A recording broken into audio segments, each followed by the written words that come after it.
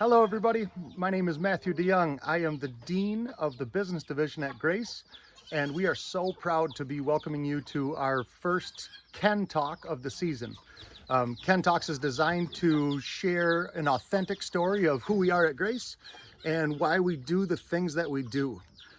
So part of my talk today is going to be why in the world am I in the middle of Belize and why am I a goat farmer? I hope that this story is fascinating to you and kind of shows you what you sign up for when you decide to come and spend time with us at Grace. My story started in Ethiopia. I went to adopt a little girl. I was in church and somebody was talking about a mission trip that they were in Haiti, that they had done in Haiti. And my wife started to cry. She was crying and crying in church. And she said, "Matt, I think we need to adopt a baby." And I basically said to her, no, I don't have enough money for that. And we have a biological child, so there's no reason for it. And then I started to ask God what he wanted. I started to ask him, does he want me to adopt this baby? And every sign pointed to yes. People came forward, they helped us.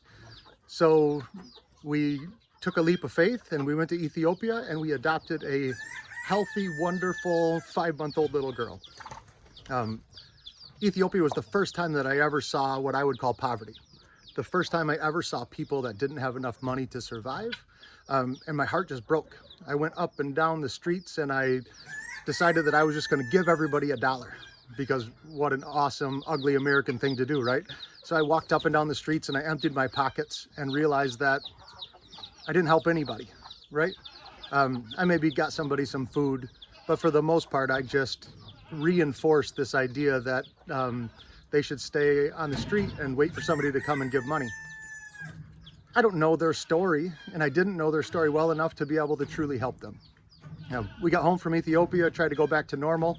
I got a job where I was working as a sales representative and a manager for a Fortune 500 company, and I was ready to live the dream. I was ready to go out and to earn a lot of money, get a house, get a cottage, have 2 cars in the driveway that were paid off and live the American dream. But God had different plans and he started to just change the way that he worked in my heart. And it introduced me to some people at Grace Ministries International. Mike Carraway and his wife Lynn came over to our house because my wife went to Google and typed in Africa missionary and orphans. And somehow we got a hold of Becca Zuber from Grace Christian University, and we had coffee with missionaries from Tanzania, Mike and Lynn Carraway, that same week. And what they told us is that he was a businessman, and he saw his goal in life as to help people overcome poverty by helping them start businesses. And I thought I might be able to do that. At this point in my life, I didn't really know what missionaries did, but I knew that there was somebody that really resonated with me and Mike. So we started to work together on developing programs that would help entrepreneurs in Africa. Fast forward about a year from that first meeting, Lindsay and I decided to pursue moving to Tanzania to work with Mike and Lynn side by side so that we could help people write business plans, so we could encourage those and also help with any orphan care that was in the business. What we learned through all of that was that we loved living in the developing world. We loved being able to share our lives with people as a way to infuse our culture and our values and show people the reasons why we live the way that we did. What's important when you think about cultural intelligence is we do that not to tell people that they're wrong and we're right, but just to show people a different perspective. I lived in Africa for 6 months. Every day my wife would say, "Please don't ever make me leave Africa. I want to live here forever." We were 6 months into our trip to Africa and my oldest daughter Lola was diagnosed with leukemia.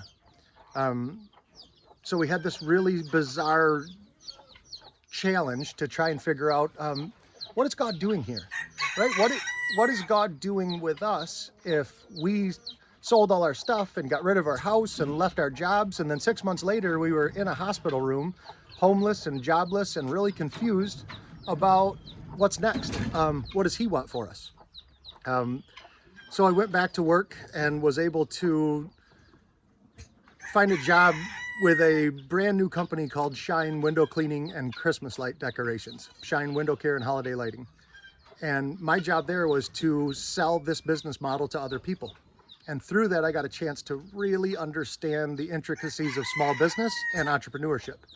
I got to watch people bet on themselves and chase a dream of starting a business and creating jobs and being their own boss.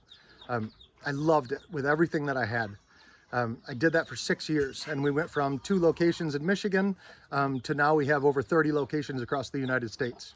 It was an incredible learning experience that I think really helps me share valuable insights to my students on what's important to them and what they really need to know when they go out into the business world. After we did that for a while, God healed my daughter. And after 3 rounds of leukemia, God showed up in amazing ways after a bone marrow transplant and healed her. But as a family, we needed to recollect. We needed to figure out who we are and what our identity was. Instead of just being Lola's parents from Michigan who dealt with a really hard battle with cancer, we had to redefine ourselves. So one day my wife said, Matt, I want to move to Belize. I want to move to Belize and take a bus down there. And because God uses my wife to move me, I said yes. I said, honey, I don't know what we need, but I know that we're not flourishing in Grand Rapids anymore. It broke my heart to leave my work and my students, but I had an obligation to lead my family. And at this point, after asking for God's direction, we bought a bus, we turned it into a little tiny house, and we started driving south to Belize. In that journey, God transformed us. And we learned that He had a bigger plan for us. So we moved to Belize to rest and relax, and we ended up buying a farm. Why did we buy a farm? Number one, because Lindsay loves farms, and I love Lindsay. So she would go out shopping with her friend, and then there'd be goats in the back of her car, and she would smile so cute that I was like, all right, babe, let's be farmers. The reason why I do that in Belize is because that is the most valuable piece of the economy right now. When you live in a country that there isn't a lot of excess money with local people, the best place to try and develop business and to create jobs is to do it by owning and operating a farm. The reason why I do this is because I care deeply about creating jobs and giving people opportunities to thrive. So we have employees at the farm, and we hope that we do everything in our power to give them every chance to enjoy their life and their work and the security that comes with knowing that there will be a paycheck every single day, every single week, so that they can invest in their own families and their own communities. Because at the end of the day, no matter how long I stay here in Belize, I won't understand what is best for the Belizean people. I'm from the States, and my values are different, and my understanding of humanity is different. So we felt really strongly that the best way we could make an impact in this community was by creating good jobs that allowed people to thrive and to continue to develop their abilities. We've been in Belize for 3 years, and I wrestled with, am I a missionary, right? I stand up in front of my students every week and tell them that, yeah, we're all missionaries, right? But I think that term almost got hijacked from some of us. And the truth is, anytime you have a collection of people doing anything, there's people that are doing an amazing job, and there are people that are working against the greater good. So I tried to develop a business model where I wouldn't have to ask for donations, and I wouldn't have to be a missionary. I could just be Matt DeYoung, the farmer from Belize, who has 10 children and tries to love them well.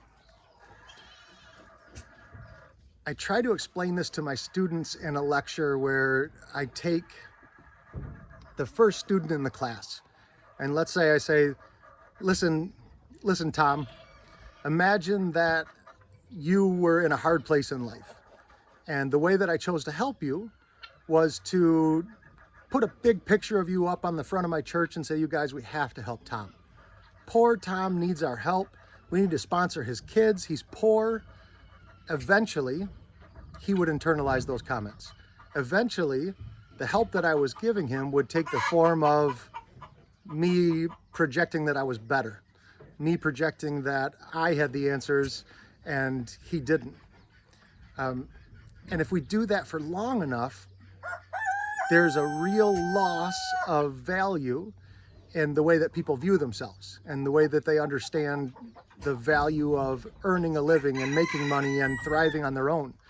When you depend on help from people that don't know you well, it challenges your ability to thrive. So we continue to develop this model and to teach students about cultural intelligence and missions. And cultural intelligence and missions just means loving people and knowing them and understanding them before you ever try to help. The reality is I've been here for 3 years and I haven't even scratched the surface of what my role is as a member of the Belizean community to do what's best for this country. But I do know beyond a shadow of a doubt that God wants me right here. And if the reason he wants me here is to run student trips and speak into their lives, or if it is to create jobs for amazing people, or if it is just to learn how to listen quietly to him up on the hills of this crazy farm, the joy just comes from knowing that God has me where he wants me. The rest of it is just me working in my gifts and talents. And for me, that is encouraging people, developing crazy business ideas, and then sharing them with my students. So I love that you're here at Grace. I hope that you could hear the passion that I have for my calling. And I look forward to you guys getting a chance to really better understand the people that will be shaping your lives over the next few years. Ken Talks is meant to share passion and authenticity, to share stories that will resonate with people that might want to call Grace their university. And if you choose the business program at Grace Christian University, you choose a really unique program where you learn how to leverage technology well. You learn cultural intelligence and respect for other people. You learn the hard skills of business, to be able to read the reports and create the reports and understand how to analyze a business by becoming really great at it and learning how to leverage the search tools that everybody has access to. The other thing that we do in this program is we teach personal mastery. Personal mastery is this beautiful concept of understanding how God wired you. What skills and talents and passions do you have in your own life? What I do is try to analyze those in all of my students so that I can best direct them to a job that will allow them to reach their full potential. We do that with also a collection of entrepreneurs in Grand Rapids, so that you have a group of people that you can come to for advice and hopefully for building connections that will ultimately get you a job in the workplace.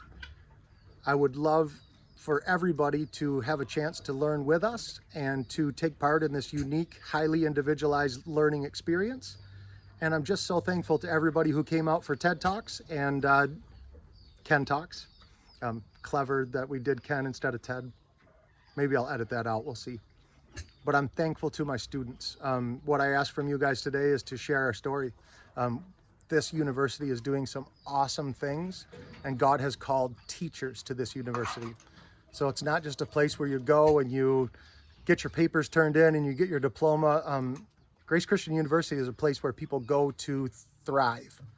It's a place where people go to learn who they are and how to serve God so that they can go out into the world and be missionaries. Maybe not in job title, but in the way that they interact with other people and in the love that they show to people from all different backgrounds.